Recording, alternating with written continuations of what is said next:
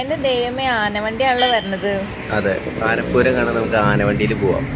അത് നമ്മുടെ കണ്ടക്ടർ സാറായിട്ട് 24 CR നമ്മൾ ഡീലിംഗ് നടത്തി. അപ്പോൾ welcome to our channel Avadi Mallus vlogs. അപ്പോൾ നമ്മുടെ പുതിയ വീഡിയോ തൃശ്ശൂർ പൂരം സ്പെഷ്യൽ വീഡിയോയിലൊക്കെ എല്ലാവർക്കും സ്വാഗതം. ഇപ്പോൾ തൃശ്ശൂർ പൂരം പ്രമാണിച്ചിട്ട് എല്ലാ മുക്കിലും മൂലയ്ക്കും മൂല്യ വിതരണമാണ്, സംഭാര വിതരണമാണ്. നമുക്ക് ദാഹം വന്നു കഴിഞ്ഞാൽ പേടിക്കേണ്ട ആവശ്യമേ ഇല്ല. അങ്ങനെ ശക്തനെ കണ്ടിട്ട് നമ്മൾ ക്ഷേത്രത്തിൻ്റെ മുന്നിലോട്ട് പോയിക്കൊണ്ടിരിക്കുകയാണ്. അപ്പോൾ നമ്മളിപ്പോൾ തെക്കേ നട എത്തിയിട്ടുള്ളൂ. തെക്കേ നടയിൽ നിന്ന് നമുക്ക് പാറമേക്കാവിൻ്റെ മുന്നിലോട്ട് പോകണം. അവിടെയാണ് ഘടകപൂരങ്ങൾ വന്നുകൊണ്ടിരിക്കുന്നത്. അത് കഴിഞ്ഞ് നമുക്ക് വടക്കുന്നാഥൻ്റെ മുന്നിലോട്ട് പോയിട്ട് ബാക്കിയുള്ള ഘടകപൂരങ്ങളും കൂടി കാണണം. അതാണ് നമ്മുടെ ഉദ്ദേശം.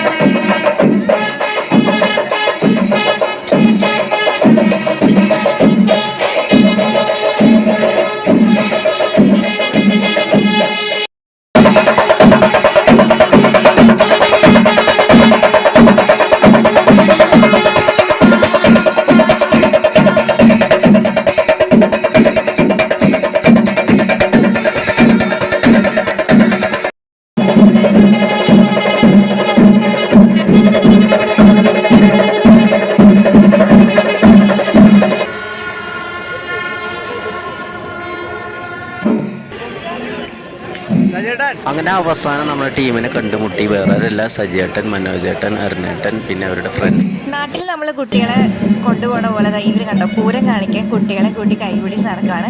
അപ്പോൾ നമ്മൾ ചോദിച്ചപ്പോൾ ഉണ്ടല്ലോ, അവർ ഫ്രാൻസിൽ നിന്നാണ് വന്നതെന്നാണ് പറഞ്ഞത്.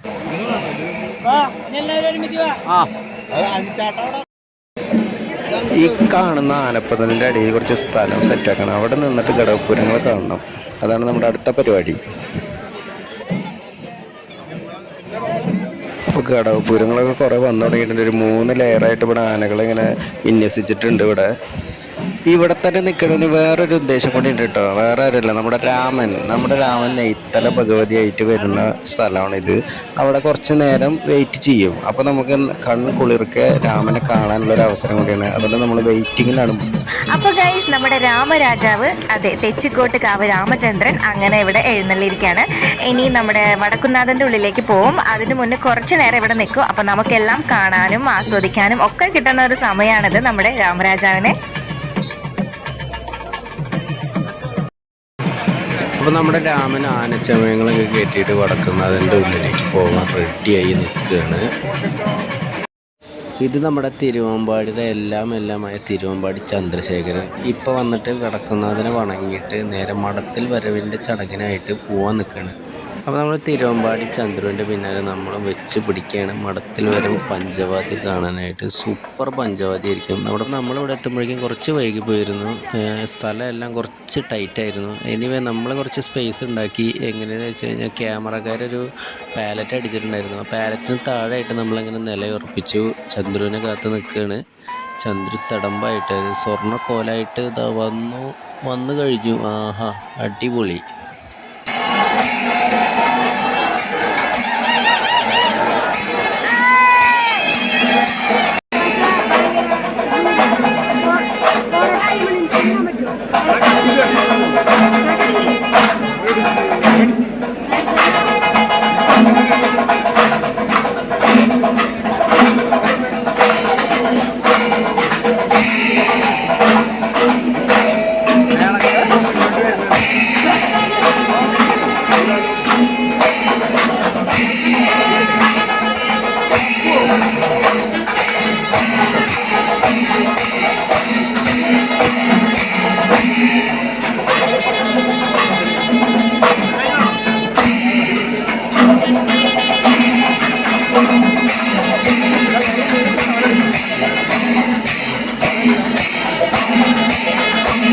അപ്പോൾ ഇവിടെ നടക്കുന്നത് ഏറ്റവും നല്ലൊരു പഞ്ചവാദ്യമായിരിക്കും. അത്രയും സൂപ്പറായിട്ട് നമുക്ക് ആസ്വദിക്കാനും നമ്മളത് അലിഞ്ഞു പോകും. അങ്ങനത്തെ ഒരു പഞ്ചവാദ്യമാണ് ഇവിടെ നടക്കുക.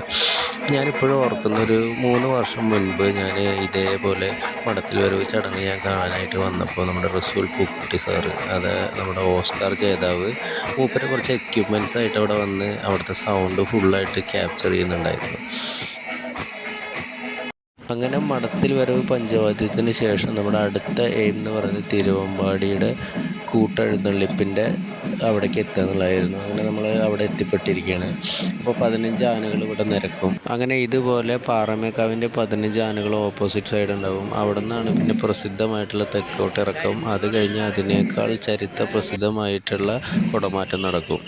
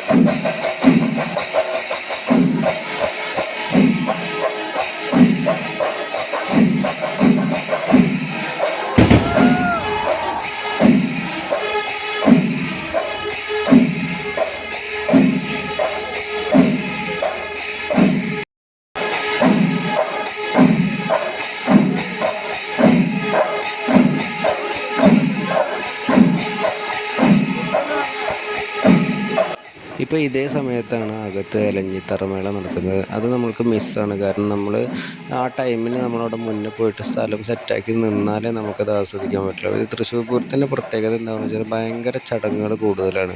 നമുക്ക് ഒരു സാധനം കാണണമെങ്കിൽ അവിടെ നേരത്തെ പോയിട്ട് റഷ് കാരണം നേരത്തെ പോയി അവിടെ നിന്നാലേ നമുക്കത് ആസ്വദിക്കാൻ പറ്റുള്ളൂ.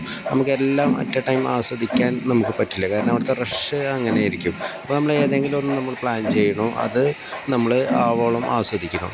പിന്നെ നമുക്ക് ഒരു ഗ്യാപ്പ് വേണം അടുത്ത സ്ഥലത്തിലേക്ക് എത്താൻ വേണ്ടിയിട്ട്, അടുത്ത ചടങ്ങ് കാണാനായിട്ട്. അപ്പോൾ നമുക്ക് ആ ഗ്യാപ്പ് ഉണ്ടെങ്കിലേ നമുക്കവിടെ പോകാൻ പറ്റില്ല. അതുകൊണ്ട് കുടമാറ്റം കൂടെ ഞങ്ങൾ മിസ്സാക്കണം. എന്താണെന്ന് വെച്ചാൽ അവിടെ ഫുൾ റഷായിട്ടുണ്ടാകും. തേക്കിൻകാട് മൈതാനത്തോട്ട് ഇപ്പോൾ എൻട്രി ചെയ്യുമെന്ന് പറഞ്ഞാൽ അത് വലിയ റിസ്ക്കാണ്.